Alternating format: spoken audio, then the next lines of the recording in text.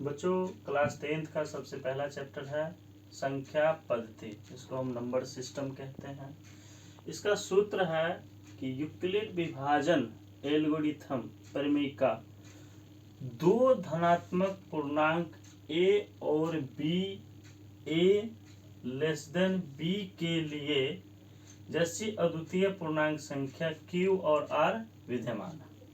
इसका सूत्र होता है a बराबर b q plus r equal to 0 greater than epsilon of r greater than b है।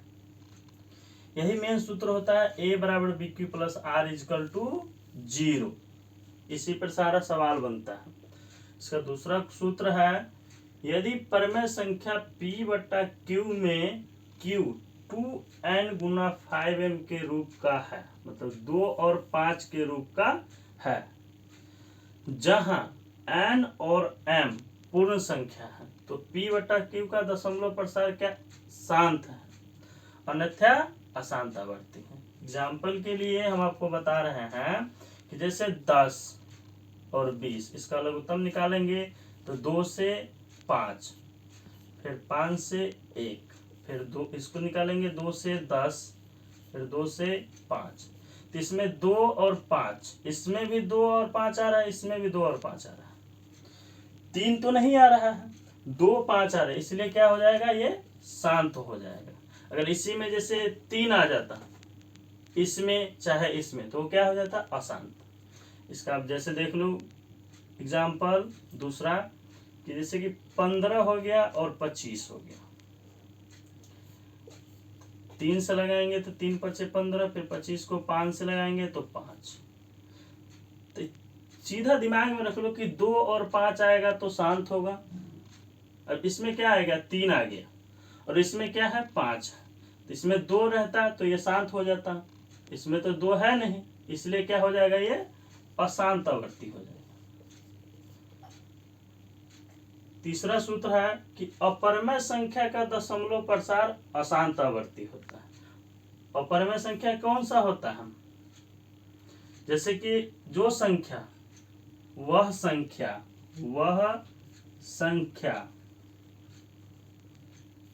जो रूट में, जैसे कि 25, इसका रूट से बाहर आ गया तो ये 5 हो गया, ये क्या हो जाएगा, शांत। अब इससे रूट 7, इसका तो रूट होगा नहीं, तो यह क्या हो जाएगा, अपरमेय संख्या।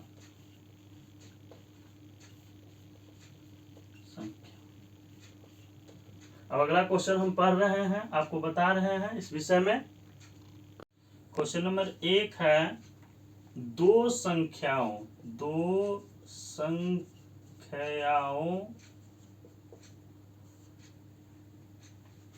a और 18 का लघुत्तम समापवर्तक 36 दिया हुआ है तथा महत्तम समापवर्तक इसका 2 है, तो a का मान है, इसका पहला है ऑप्शन 2, दूसरा ऑप्शन है 3, तीसरा ऑप्शन है 4, चौथा ऑप्शन है 1।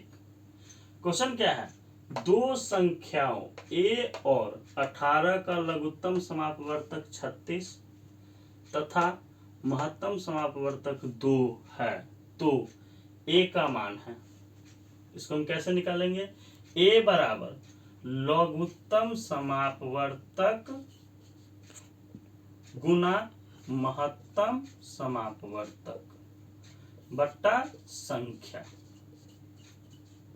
तो लघुत्तम समापवर्तक मेरा कितना है, 36, गुना महत्तम समापवर्तक कितना है, 2, और a का मान कितना है, एक तो मान 18 है, तो संख्या कितना हो गया, 18, 18 दूना 36, 2 दूना 4, इसलिए a बराबर कितना हो गया, 4।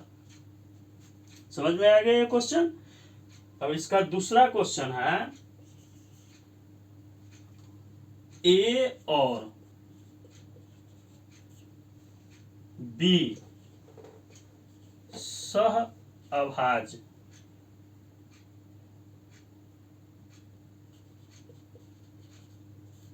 संख्या यदि a, b बराबर है। इसका ऑप्शन दिया हुआ है फर्स्ट 0, इसका ऑप्शन 2 है 1, इसका ऑप्शन 3 है 2, इसका ऑप्शन 4 है माइनस। सहअभाज्य संख्या हम किसे कहते हैं? जो खुद से कटता है। एग्जाम्पल के लिए जैसे देखो 3 और 5, 3 से 3 इकाई 3, 5 से 5 इकाई 5, तो इसका एक बचता है ना, यही सहअभाज्य संख्या होता है। जैसे 11 हो गया, ये खुद से कटता है, तो सहअभाज्य संख्या कितना हो जाएगा? 1। क्वेश्चन नंबर 3 है, दो लगातार सम संख्याओं का महत्तम समापवर्तक होता है। पहले सम संख्या कौन सा होता है? लगातार, तो 2 और 4 ये सम संख्या होता है। विषम संख्या 1, 3, 5, 7, 9 ये विषम संख्या होता है। 2, 4, 6, 8 ये क्या होता है? ये विषम संख्या हो गया, विषम संख्या। और ये हो गया सम संख्या।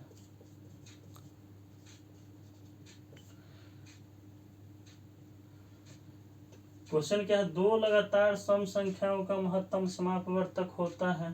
तो लगातार सम संख्या तो 2 और 4 हो गए, इसको 2 से निकालेंगे, 2 इकाई 2, फिर 2 से निकालेंगे, 2 दूना 4, 2 से 2 इकाई 2, तो 2 लिखेंगे, 2 इक्वल टू 2 गुना 1, फिर 2 को लिखेंगे 2 गुना 2 गुना 1, सॉरी यहाँ पे 4 होगा, कितना होगा? 4 होगा। तो 4 बराबर 2 गुना 2 इक्वल टू 1 बराबर, तो इसमें भी 2 है, इसमें भी 2 है, तो महत्तम समापवर्तक मतलब HCF इसका कितना हो जाएगा? 2। तो 2 लगातार सम संख्याओं का महत्तम समापवर्तक इक्वल टू 2। क्वेश्चन नंबर 4 है, 6, 8, 22 के लॉसव मतलब लघुत्तम समापवर्तक और मौसम महत्तम समापवर्तक का अनुपात है। इसका ऑप्शन है 132:1, 2:22, 8:6, 12:3। इसको हम कैसे ज्ञात करेंगे? तो पहले 6 का लघुत्तम निकालेंगे, फिर 8 का और फिर 22 का, फिर इसको निकालेंगे 2 से 2 तिया 6, फिर 8 को 2 से 2 2 4, फिर 2 से 2, फिर 22 को निकालेंगे 2 से 11। इसको हम लिखेंगे 6 इक्वल टू 2 गुना 3, फिर 8 लिखेंगे तो 2 गुना 2 गुना 2, फिर 22 को लिखेंगे 2 गुना 11। अब इसमें सबसे ध्यान से देखने वाला चीज है कि देखो 2 इसमें भी है, इसमें भी है, इसमें भी, तीनों 2 मिला के हम 1 2 को घेरा करेंगे। अब 3 इसमें है, 3 इसमें नहीं है, 3 इसमें नहीं है, तो इसका महत्तम समापवर्तक कितना हो जाएगा? महत्तम समापवर्तक 2। और बाकी जो बचा हुआ है उसको हम गुना कर देंगे, लघुत्तम समापवर्तक निकालेंगे। कैसे?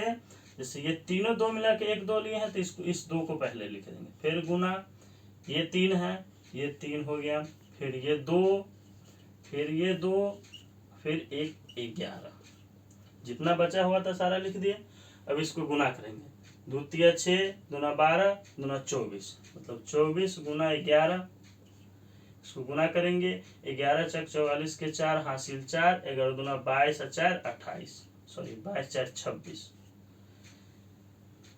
तो इसका लघुत्तम समापवर्तक कितना निकला? 264। क्वेश्चन में क्या पूछ रहा है कि लॉस और मौसो का अनुपात है। तो लॉस मेरा कितना निकला है? लघुत्तम समापवर्तक 264, और महत्तम समापवर्तक मेरा कितना निकला है? 2। इसको काटेंगे तो 2 से 2 इकाई 2, 2 तिया 6, 2 दूना 4, तो मतलब एक मरतबे 132:1 पहला आंसर हो जाए। 5वां क्वेश्चन देखो, क्वेश्चन लिखा है पाई है। क्या लिखा है? पाई है। पाई का मान भी होता है 22/7, कहीं भी दिया रहे। तो इस पहला नंबर क्वेश्चन है, देखो इसका ऑप्शन है परिमेय, पूर्णांक और परिमेय संख्या, इनमें से कोई। पाई है, कहीं भी दिया रहे तो ये क्या हो जाएगा, पाई है एक अपरिमेय संख्या। चाहे 22/7 भी दिया रहेगा तो वो अपरिमेय संख्या ही कहलाएगा। क्या कहलाएगा, अपरिमेय संख्या। इसको याद रख लेना कि पाई है एक अपरिमेय संख्या, या लिखा रहेगा क्वेश्चन में कि 22/7 है तो क्या है, अपरिमेय संख्या। बच्चों आज के लिए 5 क्वेश्चन हम बताए हैं। इस क्वेश्चन में अगर किसी को डाउट हो तो आप मेरे कमेंट सेक्शन में बताना। चैनल को लाइक कर देना, सब्सक्राइब कर देना, बेल आइकन को दबा देना। और अगला क्वेश्चन हम फिर से कल बताएंगे संख्या नंबर सिस्टम से ही। मैथमेटिक्स का टोटल एक एक सवाल हम चुन चुन को पढ़ाएंगे। सारा सवाल को सही से सरल तरीका से हम उसको जितना सरल से सरल हो उसको हम ज्ञात करेंगे।